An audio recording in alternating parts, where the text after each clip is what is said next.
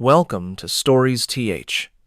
In today's video, we're talking about life after 60, a time when you can truly embrace freedom, joy, and new opportunities. It's never too late to reinvent yourself and find fulfillment. If you're enjoying this content, don't forget to hit that like button and subscribe to Stories TH for more inspiring stories and tips on living your best life after 60. At 66, I won the lottery $20 million just a week before my birthday. The joy of this unexpected windfall was hard to describe, and I immediately began making plans to share this newfound wealth with my two children, Ethan and Mia. After taxes, I knew that I would still be left with a substantial amount, more than enough, to buy them both luxury homes and give them each $1 million. I had envisioned their smiles as I handed them the keys to their new homes and watched as they realized how much I cared for them. But when my birthday arrived, my anticipation quickly turned into frustration and sadness. I had spent the day preparing a beautiful spread of food, eagerly awaiting the arrival of my children. But by 10 p.m., neither Ethan nor Mia had shown up. I called them both multiple times, but no one picked up. The creeping unease settled in my chest. Earlier that afternoon, I had received messages from them, Mia, saying she had to stay late at work, and Ethan, explaining that there was an issue with a project he was managing. I understood. After all, work came first. But now, hours had passed, and my excitement turned into a sinking feeling as I stared at the untouched dishes on the table. Eventually, I gave up and went to bed, my hopes dashed.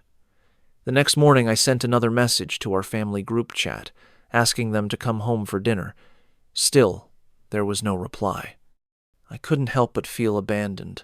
I ran into my neighbor Carol during my walk that morning, and she commented on how I had spent all day cooking. It made me pause and think, had I really gone to such lengths for my children, only to be left alone? Carol's words stuck with me. You go through all this trouble just for them. For the first time, I wondered if I had ever put myself first in my life.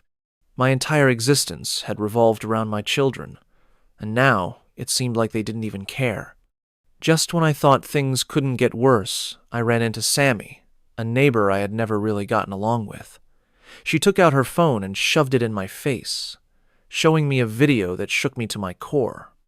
It was a recording of my ex-husband Jeff and his mistress Chloe celebrating their 25th wedding anniversary with Ethan and Mia. There they were, laughing, enjoying themselves at a party, while my granddaughter cheerfully called Chloe Grandma. My heart sank as I watched my children, the very people I had sacrificed everything for, happily participating in this mockery of family. Sammy's cruel words added insult to injury as she taunted me about how Ethan and Mia had been lavishing gifts on Chloe, a woman who had replaced me in their lives. The shock of it all hit me like a ton of bricks. For so many years, I had dedicated my life to raising my children, but now I saw them for what they really were: ungrateful and self-serving. The betrayal I felt was overwhelming. I had given up my own dreams, my own happiness, and my career just to provide for them, and this was how they repaid me. It was in that moment that I realized how foolish I had been. I spent years ignoring the emotional abuse I suffered during my marriage to Jeff. The pain of his infidelity, the neglect, and his emotional coldness had eaten away at me for so long. When I found out about his affair with Chloe, it felt like my entire world shattered. He had always been distant, but now, with the affair exposed, I saw just how little he truly cared about me. I confronted him, and for the first time in our marriage, I demanded a divorce.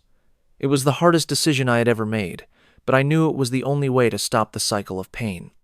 And yet, even after the divorce, Jeff continued to haunt my life with his betrayal. I moved on as best as I could, rebuilding my life piece by piece. I got a job at an apparel export company, where I worked tirelessly to learn French and master international trade. I did it all to provide for my children, to give them the life I thought they deserved. But, as time passed, I saw more clearly that I had been giving them everything, while they gave me nothing in return. When I received a message from Mia asking for help with her wedding, it was the final straw. How could she still ask me for anything when she had turned her back on me for so long? When my ex-husband Jeff came into the picture with his own struggles, I realized that he had never learned from his mistakes. He had married Chloe, the woman who had taken everything from me, and now they were facing the consequences of their actions. Jeff had become a shadow of the man he once was, struggling with health issues and a career that never advanced. And Chloe, the woman who had once stolen him from me, was no longer the supportive partner I had once imagined her to be. She had grown tired of him too, just as I had. When I finally got the call from Mia, she was pregnant and in trouble. Her husband had cheated on her, just as mine had done. It was a painful moment, but it also marked a turning point in our relationship.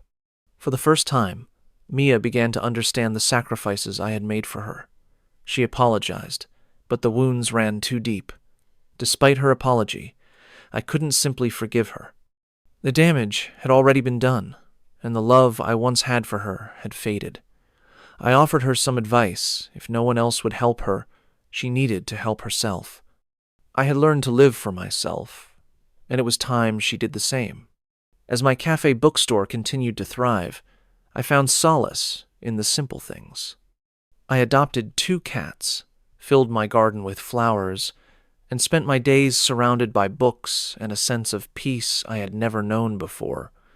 My life was no longer dictated by the needs of my children or my ex-husband. I had finally learned the value of living for myself. And while I still carried the pain of betrayal, I knew I was no longer a prisoner to it. I had survived, and I would continue to live for myself, no longer bound by the expectations of others. It was supposed to be a special night.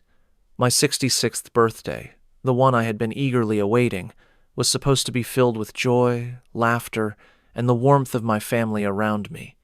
I had prepared the perfect meal, spent the entire day cooking their favorite dishes, and even planned a surprise I knew would make Ethan and Mia feel loved and secure. I had everything set.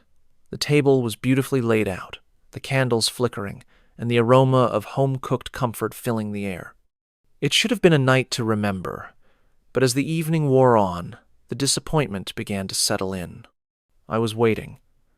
I had told them both weeks in advance, making sure that my children understood how important this day was to me. It wasn't just about the birthday celebration. It was about showing them how much they meant to me, how much I had sacrificed for them over the years. But as 7 p.m. turned into 8 o'clock and 9 o'clock, my excitement began to fade. There was no phone call, no knock at the door, no sign of Ethan or Mia. By 10 o'clock, I was sitting at the table, staring at the untouched food before me, the once enticing dishes now just a reminder of how alone I felt. I tried calling them both several times. My heart raced with a growing sense of anxiety and frustration as the calls went unanswered. The excuses started pouring in through text messages. Ethan was busy with a project at work, and Mia had to stay late at the office. I didn't know what to believe anymore. Their words felt like empty promises.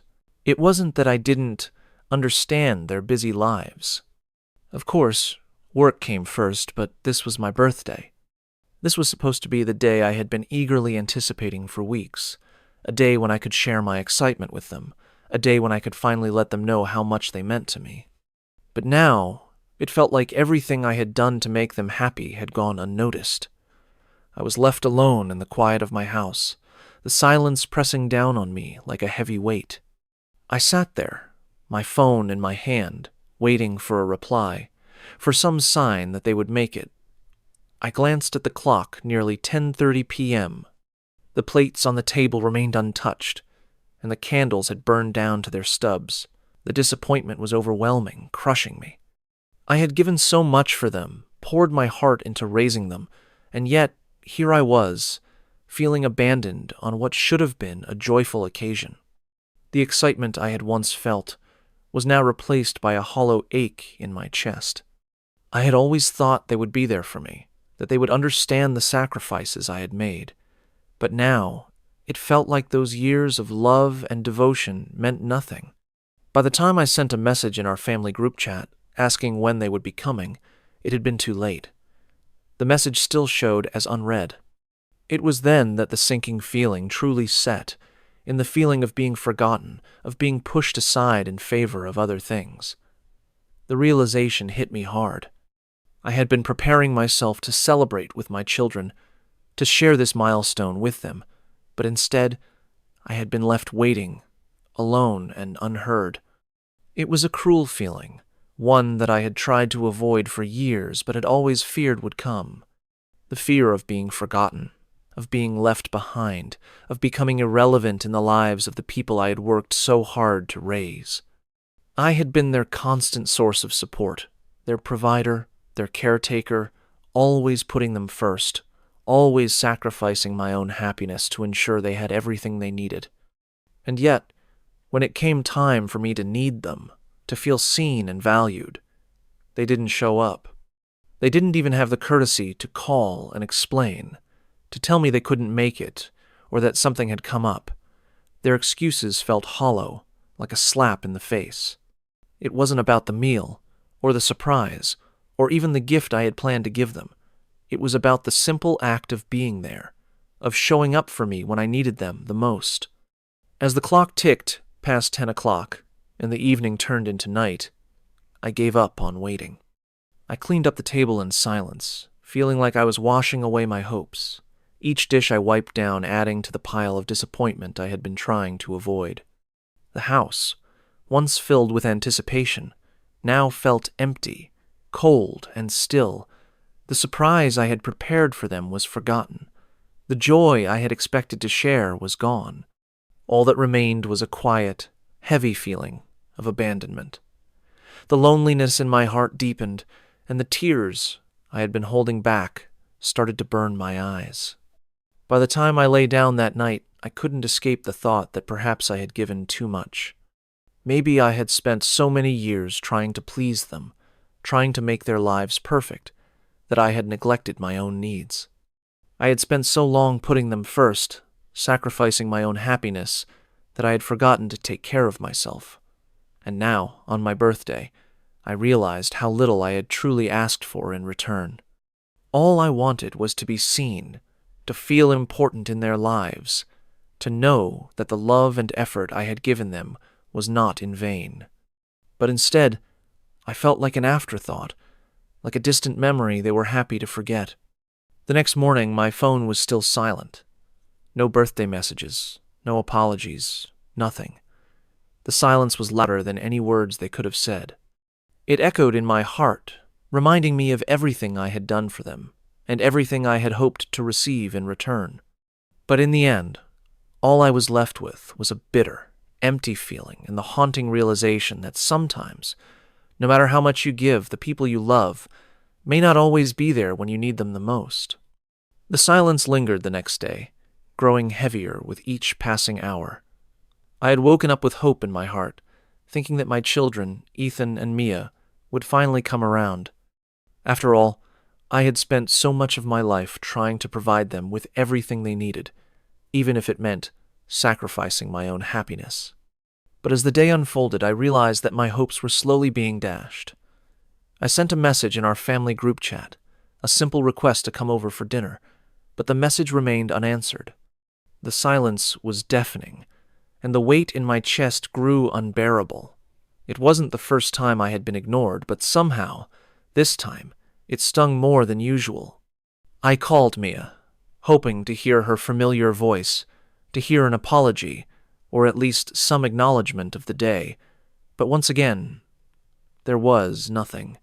No call back, no text, no words of comfort. The day passed with me waiting and wondering why my children, the ones I had given everything to, couldn't even bother to show up for my birthday.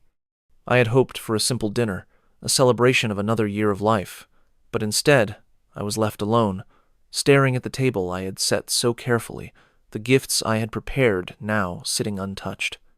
My neighbor, Carol, who had seen me cooking the day before, noticed my somber mood and stopped by to chat. She was always kind, But this time her words hit harder than I had anticipated.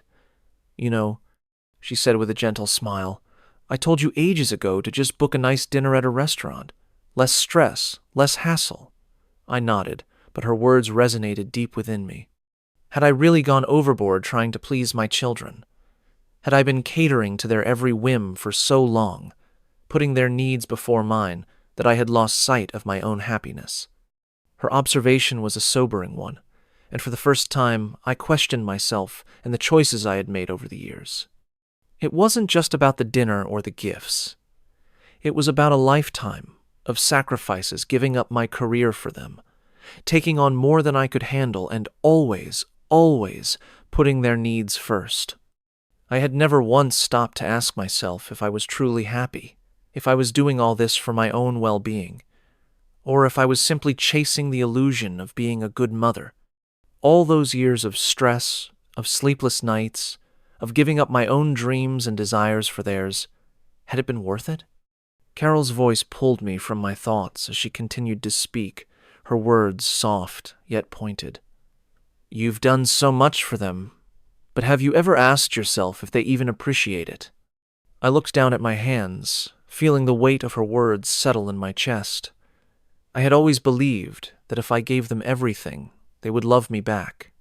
But now, as I sat there alone, waiting for a phone call that would never come, I began to wonder if I had been wrong all along. Later that afternoon, as I walked through the neighborhood, I ran into an old acquaintance, Sammy. We had never gotten along well, but she always seemed to find her way into my life at the most inconvenient times. Sammy, with her sharp tongue and critical gaze, had always looked down on me for my choices.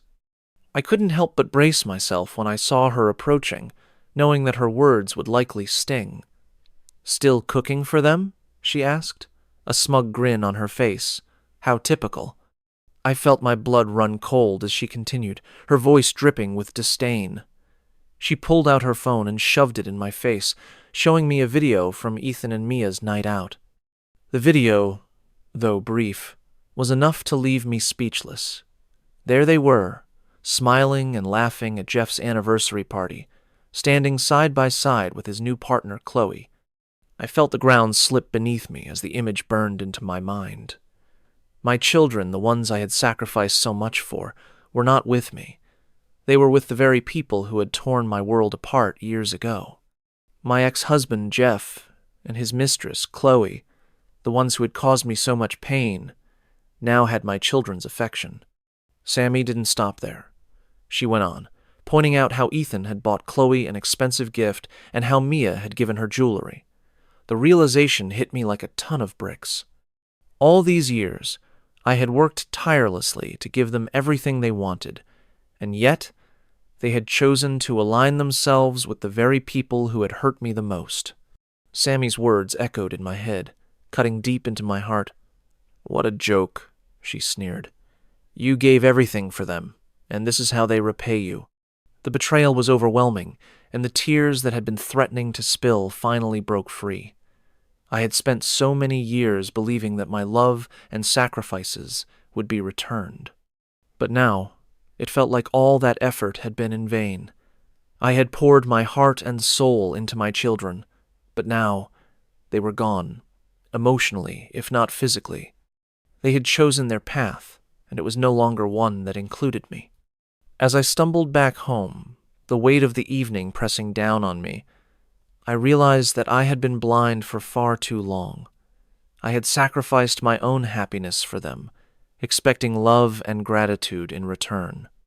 But in the end, what I had received was indifference, and worse, betrayal. The truth was, I had been living my life for them, but now it was time to live for me. The silence in my home that night was deafening. No phone calls, no messages, no sign of the children I had given so much for. And in that silence, I made a decision. I would stop living for them. I would stop chasing after their approval. It was time to take back my life, to stop sacrificing my happiness for those who would never understand the depths of my love. The journey ahead would be uncertain, but for the first time in years, I felt a flicker of hope for a future where I could finally put myself first. The realization hit me like a slap in the face, a cold, harsh truth I could no longer ignore. It all started with Sammy, a neighbor I'd never really gotten along with. She had always been quick with a critical word, and I had learned over the years to ignore her comments, but this time was different. Sammy, with her usual air of superiority, approached me one afternoon as I sat outside, hoping for some peace after the chaos of the past few days. Her words cut through the quiet. She pulled out her phone and shoved it in my face, demanding I watch a video. I hesitated at first, not wanting to engage, but something in her demeanor made me curious. As the video played, my world seemed to stop. It was a clip from an anniversary party my ex, husband's new wife, Chloe, celebrating yet another milestone with him. There, in the frame, were my children, Ethan and Mia, smiling, laughing, and looking completely at ease. They weren't with me, as I had been hoping all day.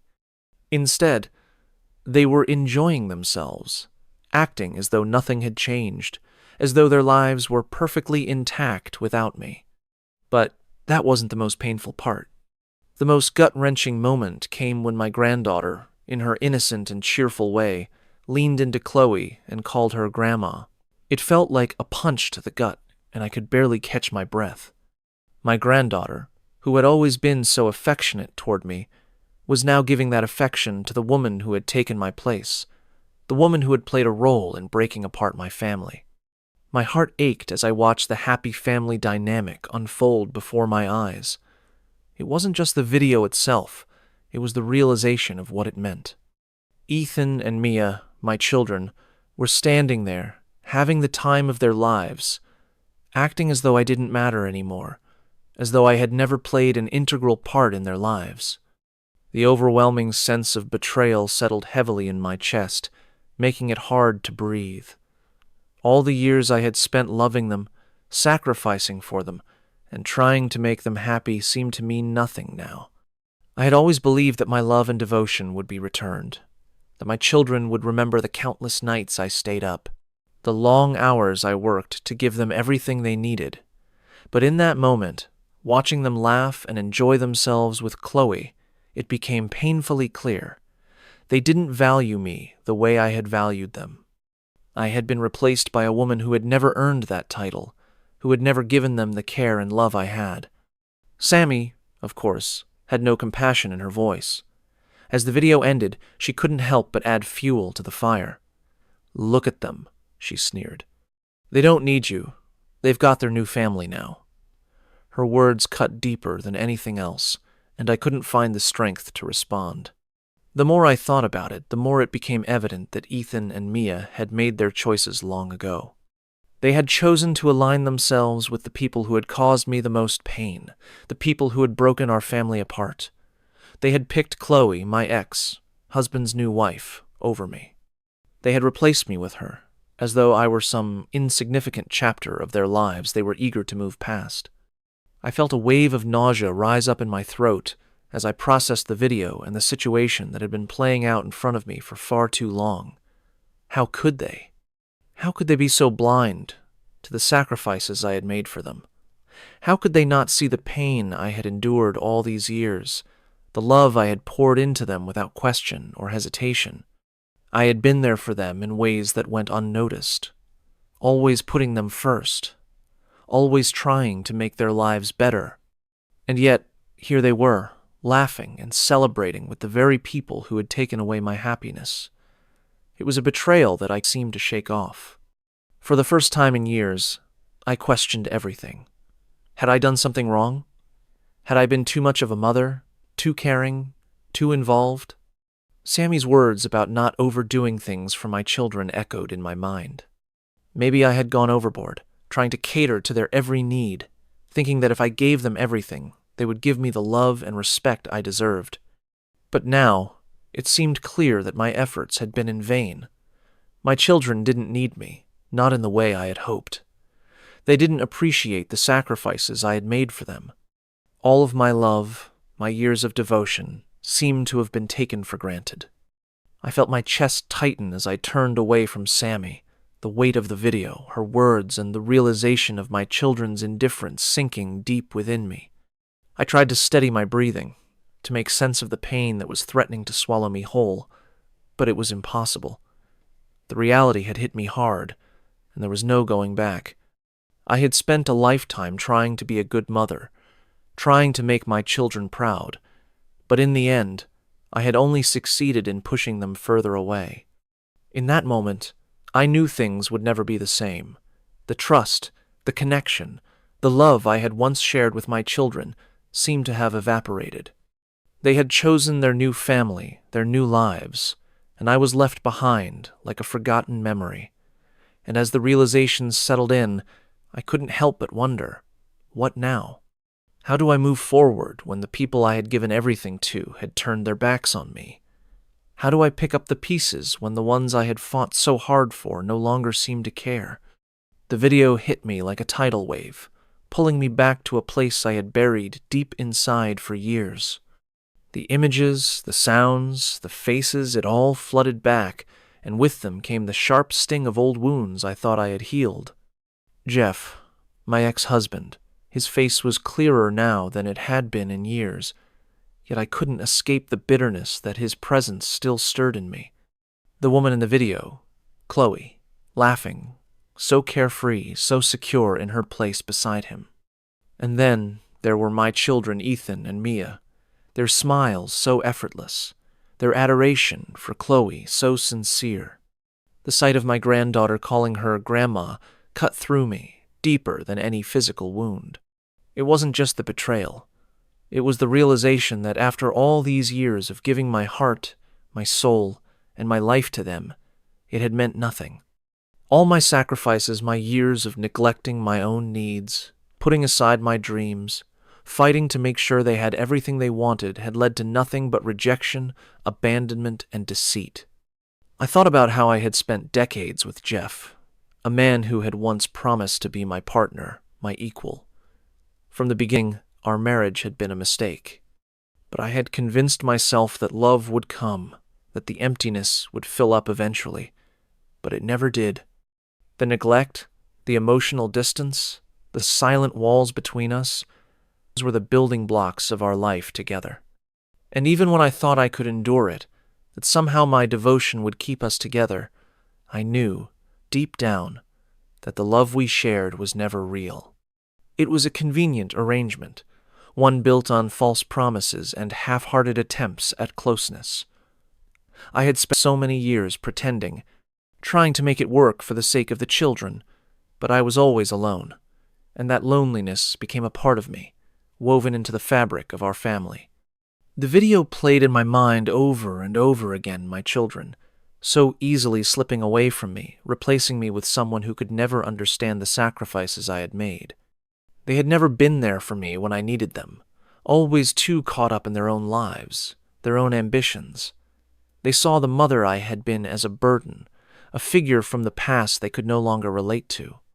Watching them smile and laugh with Chloe felt like the ultimate betrayal. But it wasn't just the image that hurt. It was the realization that, deep down, I had given everything for them, and in the end, they chose him over me. It was as if all my love had been for nothing.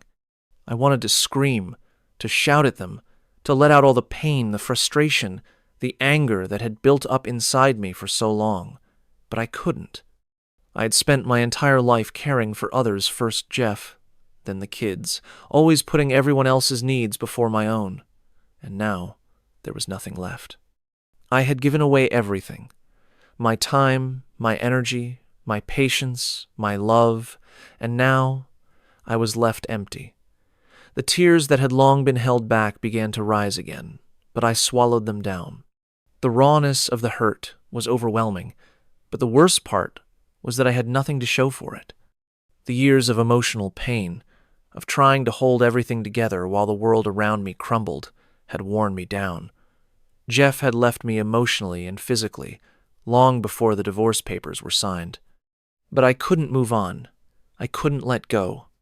I held on to the hope that one day, somehow, things would change, that maybe my children would see me for who I was, and not just as the person who always cleaned up their messes. But that hope had faded, and now it felt like a cruel joke. I wanted to scream at them, at Ethan, at Mia, at Jeff for taking everything I had given them and discarding it so easily. But the anger burned so deeply that all I could do was sit in the silence, feeling the weight of it press down on my chest. I had spent years pretending that everything was fine, but the truth was, I had been dying inside. The video, the lies, the abandonment, it was all too much to bear. For the first time in years, I allowed myself to acknowledge the pain, to admit to myself that I had given so much and received nothing in return. And in that moment, I realized that I couldn't keep living for others anymore. I couldn't keep sacrificing myself, my happiness, and my peace just for the sake of others who would never appreciate it. I had to let go. I had to finally accept that I had given all I could, and now it was time for me to live for myself. But even that realization felt like another wound, one that had taken me far too long to recognize. I had spent so many years caring for everyone else that I had forgotten how to care for myself. I had allowed myself to become nothing but a caretaker, a provider, a fixer, while my own needs, my own desires, were pushed aside. And now, with nothing left to give, I realized that I had no one to blame but myself. The pain of betrayal, of rejection, of feeling invisible, it was a cold, bitter reality that I had been too afraid to face. But now, as I sat there, watching the video again, I understood that the real betrayal wasn't just from my children or Jeff. The real betrayal was from myself. I had allowed myself to be broken, to be used, to be ignored. And now, with nothing left but the empty echoes of the past, I was forced to confront the truth. I had spent my life caring for others, but now, in the end, I had nothing left but the cold emptiness of a love that was never truly returned.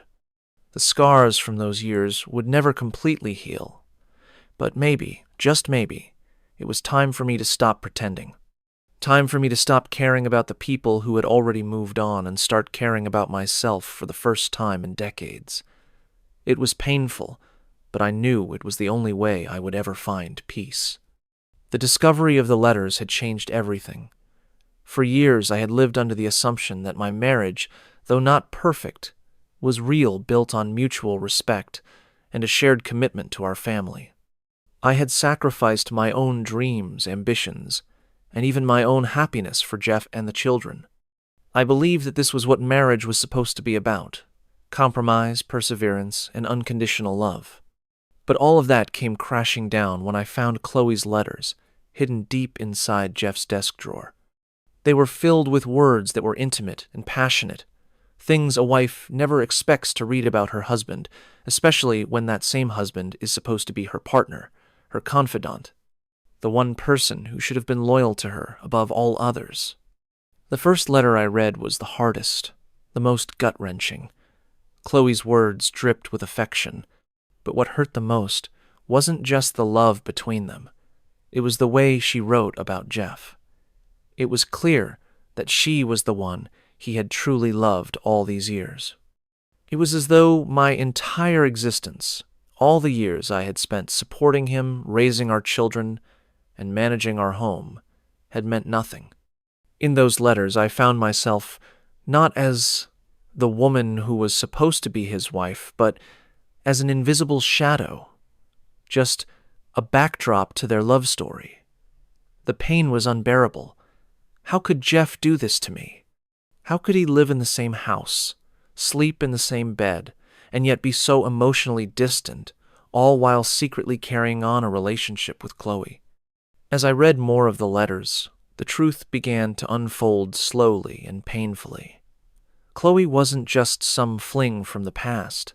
She was someone who had been woven into the fabric of our lives for years. The love they shared had never really been hidden. It was right there, in front of me, buried under layers of silence and deceit. What hurt even more was the realization that Jeff had been lying to me for so long, and I had been living a lie, blind to everything around me. He had been living a double life, one where he had this woman who made him feel alive, while I was left in the cold, pretending everything was fine. But it wasn't just the betrayal of his affair that shattered me. It was the realization that I had been raising our children in an environment full of emotional neglect. How could I have known?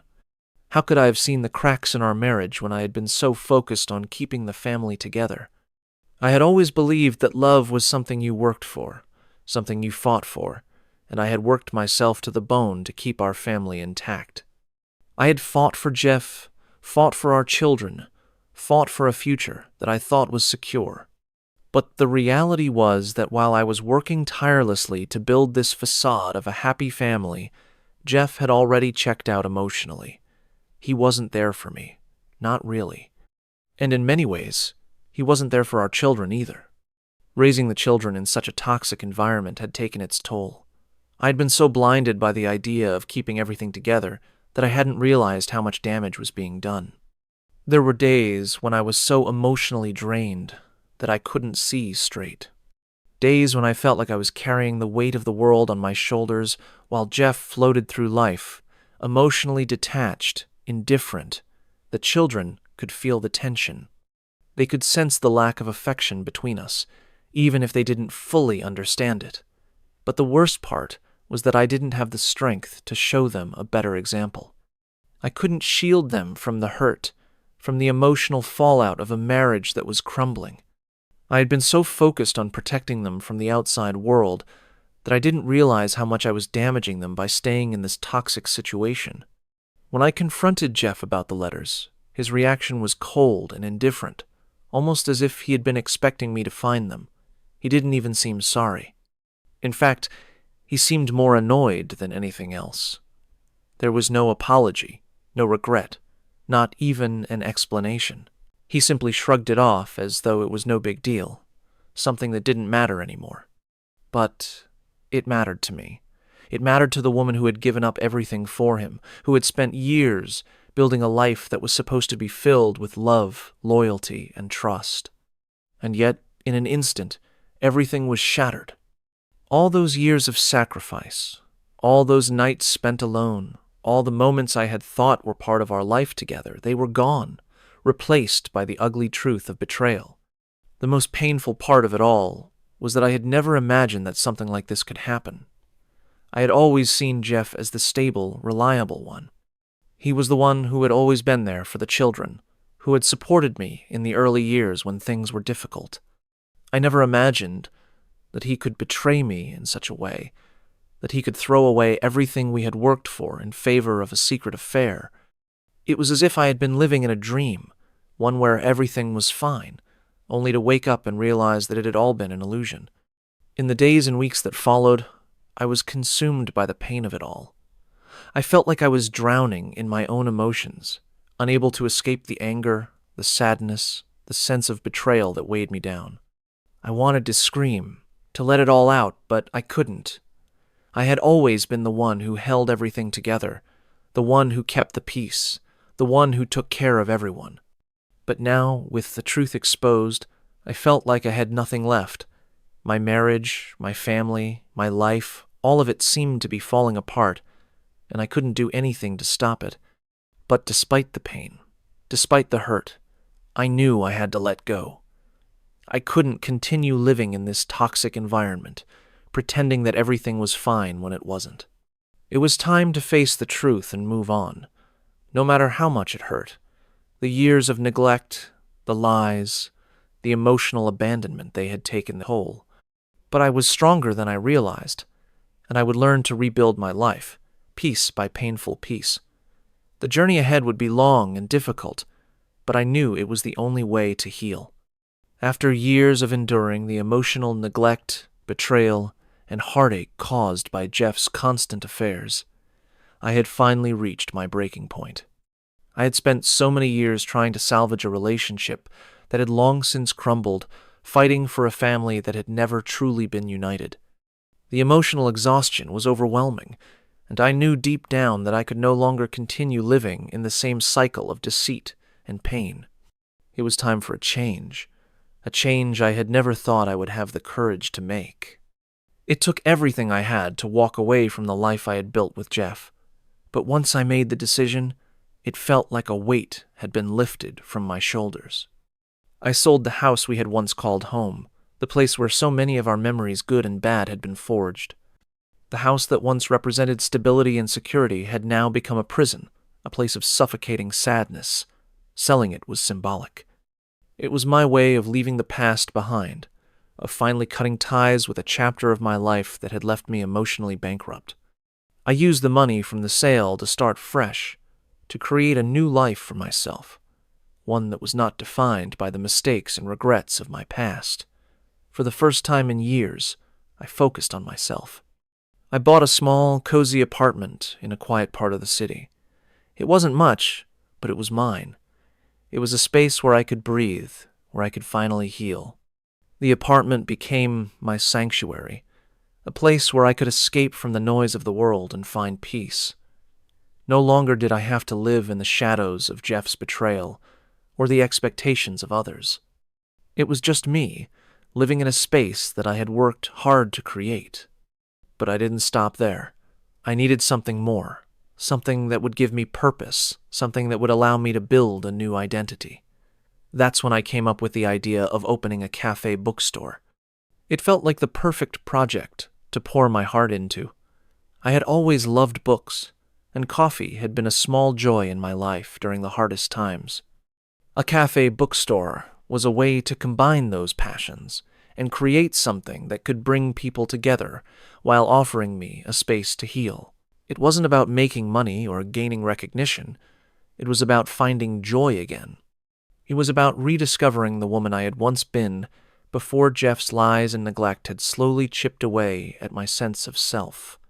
Opening the cafe bookstore wasn't easy. It took time, effort, and a lot of hard work, but it was the most rewarding thing I had ever done. I poured everything I had into it, my energy, my creativity, and my hope. It quickly became a place that was more than just a business to me. It became my lifeline.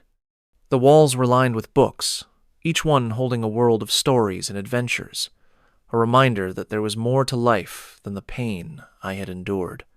The air was always filled with the rich scent of freshly brewed coffee, which seemed to bring an energy all its own.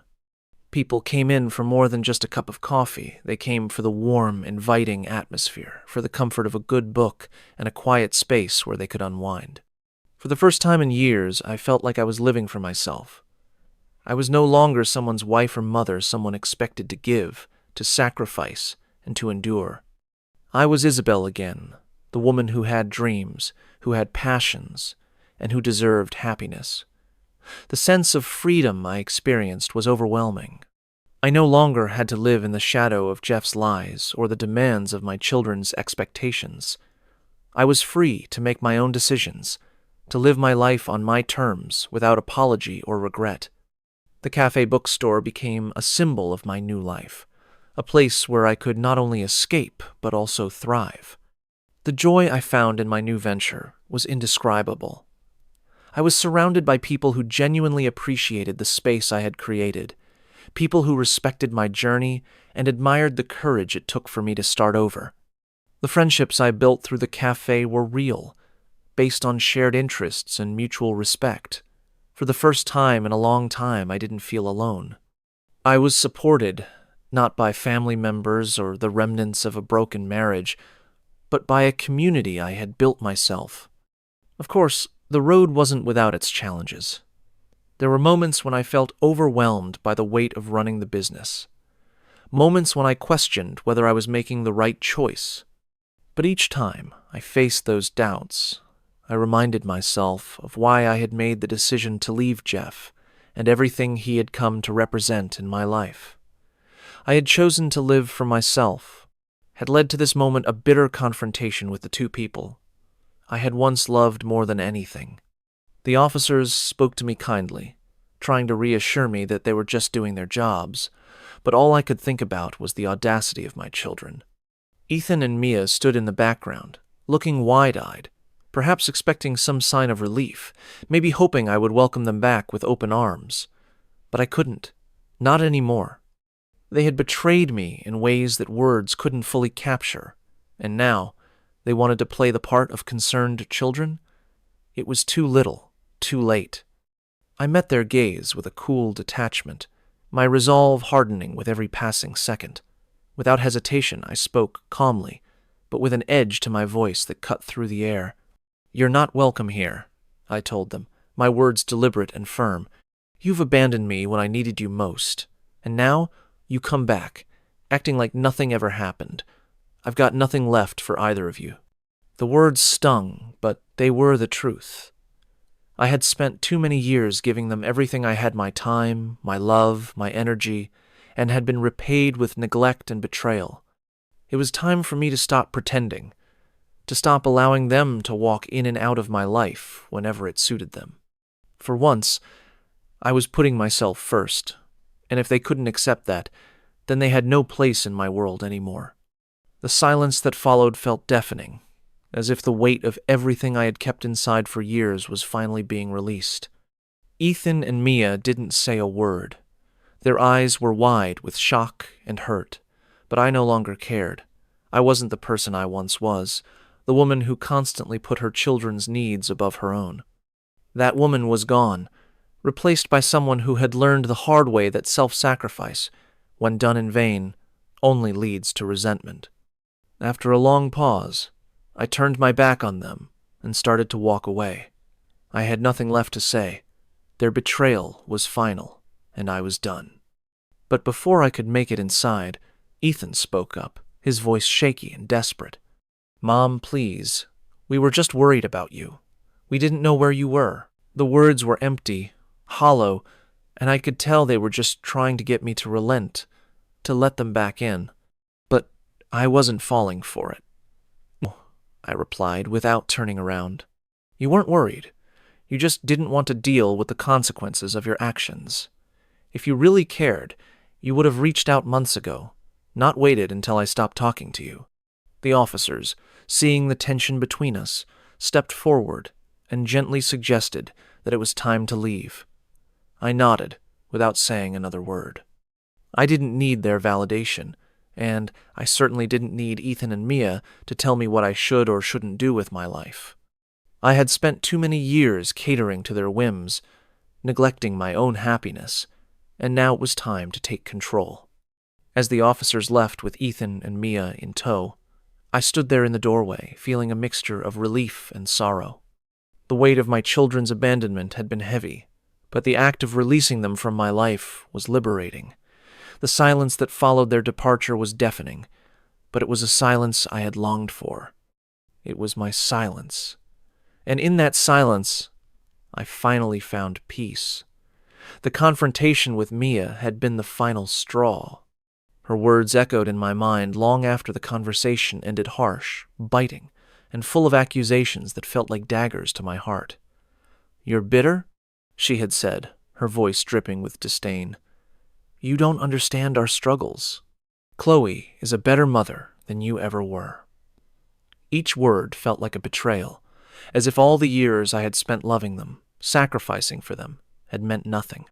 The mother I had been for them, the one who worked tirelessly to provide, who supported them through every hardship, had been erased in an instant. To Mia, Chloe, my ex, husband's mistress, had somehow taken my place, and now, in her eyes, she was the one who deserved my children's affection. Mia's harsh words were like the weight of 1,000 stones crashing down on me. For years, I had done everything I could to give them a good life, to be there for them through thick and thin. I had supported them financially, emotionally, and physically, even when it drained every ounce of energy from me. And now, after all that, Mia, my daughter, stood before me and told me that Chloe, a woman who had stolen my husband, who had broken up our family, was the better mother. I had never felt more alone in my life. It was as if all the love I had given was for nothing. How could my own daughter say such things? How could she not see the sacrifices I had made, the long nights I had spent caring for them, the tears I had cried when they were hurt, the pride I had felt in their successes?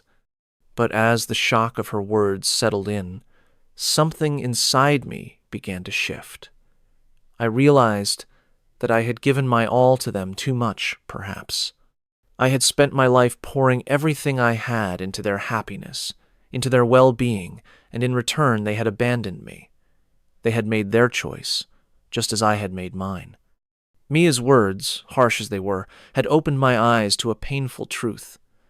I could no longer keep sacrificing myself for their approval. They were grown now, living their own lives, and I had to let go. For too long, I had held on to the hope that my children would come around, that they would realize the depth of my love and the extent of the sacrifices I had made. But Mia's cruel words shattered that hope. She had made it clear that I was no longer needed in their lives, that I was just a burden to them, and I had to accept that. I could have let her words break me. I could have allowed myself to crumble under the weight of her rejection, but I didn't. I refused to let their cruelty dictate my happiness. It wasn't easy, and there were moments when I felt the sting of her words deep in my soul. But slowly, I began to understand that their actions and words were a reflection of their own struggles, not mine. Mia was struggling with her own life, with her own choices, and she had projected her frustration and pain onto me. I couldn't change that. What I could change was how I responded to it. I could choose to move on, to live for myself, to stop letting them dictate my worth. I had spent so many years giving to others, putting my own needs aside to cater to their every demand. But now, I had a chance to live for myself, to embrace the peace I had longed for. Mia's words, as painful as they were, had helped me realize that I needed to stop trying to fix everything for everyone else. I had tried to be the perfect mother, the perfect caregiver, the perfect provider. But perfection had only brought me pain and disappointment. It was time to let go of the past and embrace the present.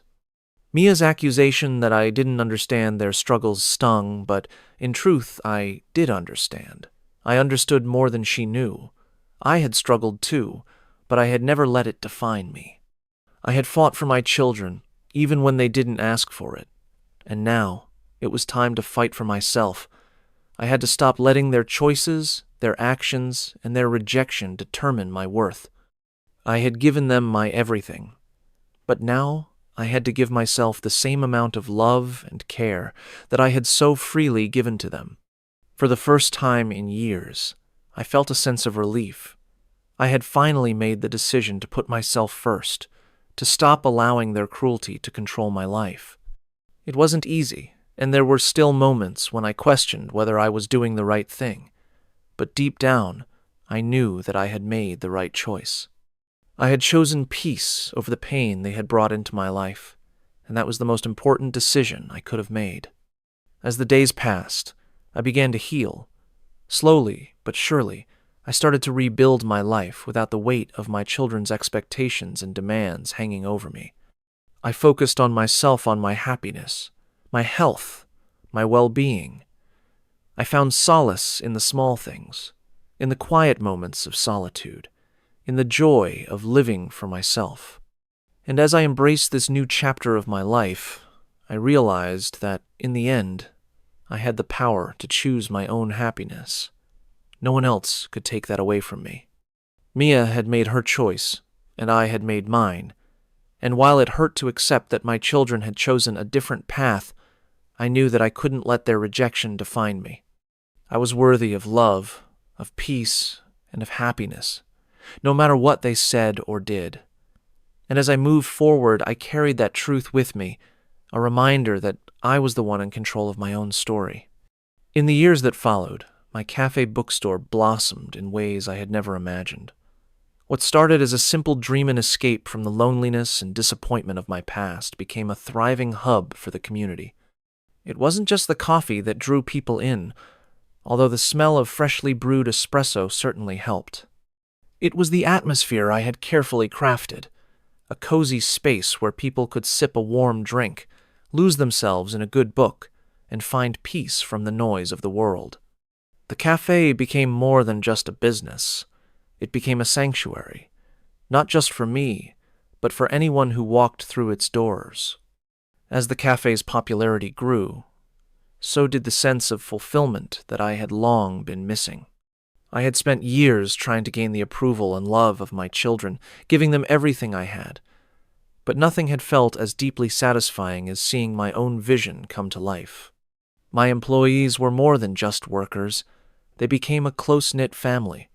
I raised their wages, hired more staff, and ensured that everyone felt valued. I wanted them to feel the same sense of pride and purpose that I felt every time I walked through the cafe's door. Each person who came into the cafe was treated like a part of something bigger, something meaningful, and I saw that reflected in their enthusiasm and dedication. It was during these years that I realized how much I had been missing all along. The pursuit of my children's approval, the longing for their love, had overshadowed my own dreams and desires. I had always believed that my worth was tied to being a good mother, to giving them everything I could, even if it meant sacrificing my own happiness. But as I poured my heart into the cafe, I discovered that true fulfillment doesn't come from external validation, it comes from within. I had built something that was entirely mine, something that didn't rely on anyone else's approval or affection. The sense of self-respect I gained from building my business was immeasurable. I wasn't just a mother anymore. I wasn't just the woman who had been abandoned, who had sacrificed everything for her children. I was a woman who had created something from the ground up, who had found her own path and walked it with strength and resilience. My worth was no longer defined by the love or approval of others. I had learned to love myself, to respect myself, and to value the life I had worked so hard to build. In the early days of the cafe, I often found myself reflecting on how far I had come. There were still moments when the pain of my past would creep in, when I would remember the hurtful things my children had said or the disappointment I had felt when they chose to turn their backs on me. But those moments became fewer and farther between as I embraced the life I had created for myself. I had surrounded myself with people who valued me, not because of what I could give them, but because of who I was. And that, in itself, was a revelation. Over time, the cafe became a place of belonging for more than just my employees and customers. It became a symbol of my journey, a place where I could share my story, my strength, and my resilience with others. People from all walks of life found comfort in the cafe. Some came for the books, others for the coffee, but all of them left with a sense of connection, of community, of something more than just a transaction. It was a place where people could come together, share their stories, and feel a sense of warmth and belonging that was sometimes missing from their own lives. As the cafe grew, so did my confidence. I began to realize that I didn't need my children's approval to feel successful. I didn't need to prove anything to anyone. I had built something from the ground up, and that was enough. It wasn't about wealth or status or external recognition. It was about creating something that mattered, something that made a difference in the lives of others. And in doing so, I had found a sense of purpose and fulfillment that I had never known before. Looking back, I could see how much I had changed. I was no longer the woman who was desperate for her children's love or approval. I had found something greater, a life of fulfillment, a life of self-respect, a life where I could finally be proud of who I was and what I had accomplished. The cafe wasn't just a business. It was a reflection of my journey, my growth, and my ability to overcome the challenges that had once seemed insurmountable. In the end, I realized that while I had always wanted to be a good mother, I had never truly understood the importance of being a good person, one who valued herself, who pursued her own happiness, and who built a life that was worth living.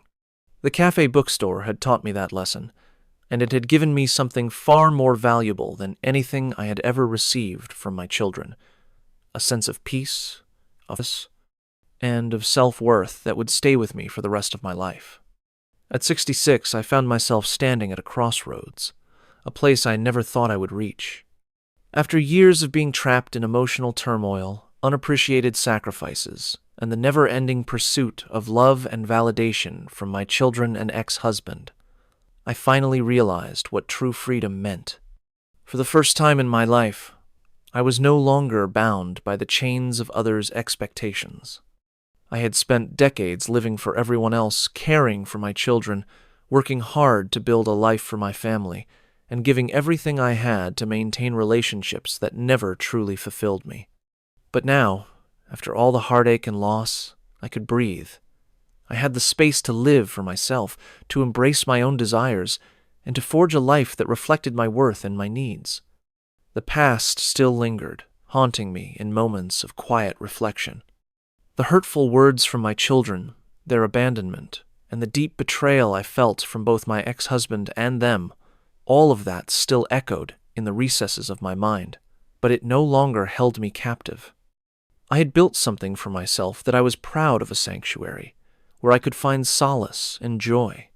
My cafe bookstore had become my refuge, a place where I poured my heart and soul into creating something meaningful. It wasn't just a business. It was a reflection of my journey, my resilience, and my determination to reclaim my life. I was surrounded by the love of my cats, who had become my constant companions, offering me unconditional affection. The shelves of books in my cafe were more than just decoration. They represented the knowledge, the stories, and the wisdom that had carried me through the toughest moments of my life. Every morning, I woke up with a sense of peace, a feeling that I had never known before. There were no longer any demands on me, no one asking for favors, no one expecting me to drop everything for their needs. I could finally live for myself, and it was a freedom unlike any I had ever experienced. It was in these moments of quiet reflection that I truly understood the meaning of self-love. For so long, I had sought love and approval from external sources. I looked to my children to validate my worth, to my ex-husband to show me affection, but I never found the love I was searching for. It wasn't until I turned inward that I realized I was the one who needed to love and appreciate myself. I had been through so much loss, betrayal, and countless sacrifices, and yet I had never stopped giving. Now, I understood that I deserved to love myself for all that I had endured and all that I had accomplished. The freedom I had gained wasn't just physical, it was emotional and mental as well. I no longer carried the weight of the past with me. I had let go of the guilt and the resentment that had kept me anchored to a life of regret. I had chosen to move forward, to live in the present, and to build a future that was full of possibility. I wasn't waiting for anyone's approval anymore. I didn't need anyone to validate my choices or my journey. I was free to live authentically, to embrace my desires and passions, and to find happiness on my own terms. As I sat in my cafe, watching the customers come and go, I felt a deep sense of satisfaction.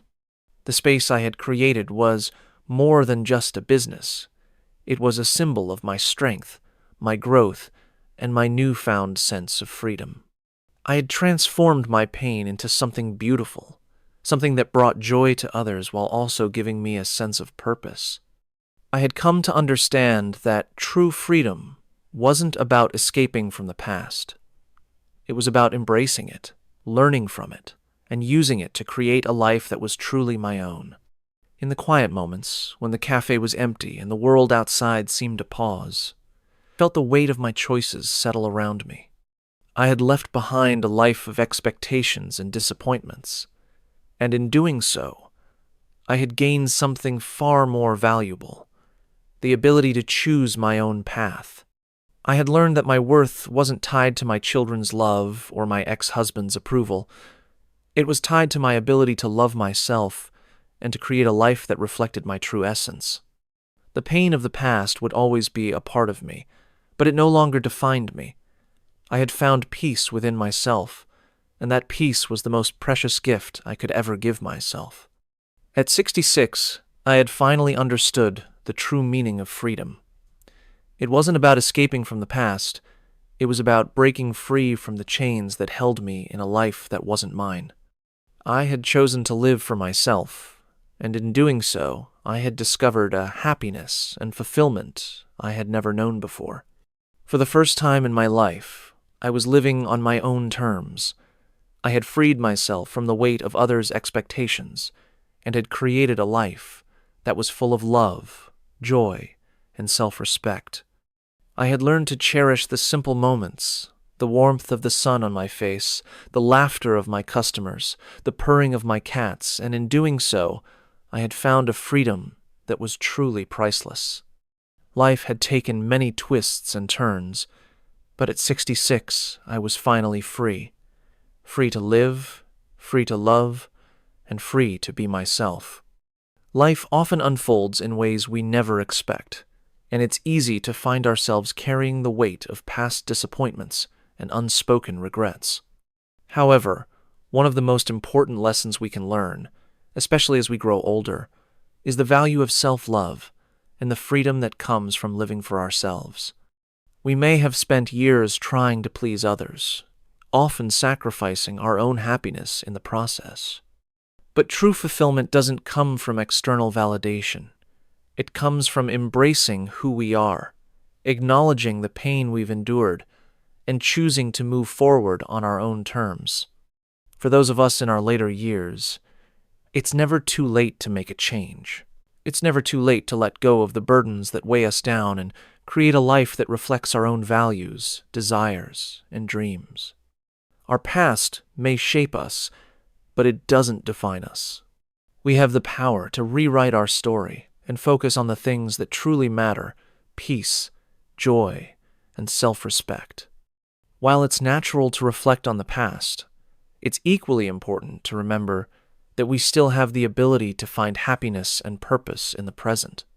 By choosing to live authentically, we can discover the freedom that comes with being true to ourselves, no matter how many years have passed. Thank you so much for watching this video. I hope you found inspiration in embracing life after 60. Remember, it's never too late to pursue your dreams and live life to the fullest. If you enjoyed today's video, please give it a like and subscribe to Stories TH. Stay tuned for more great content.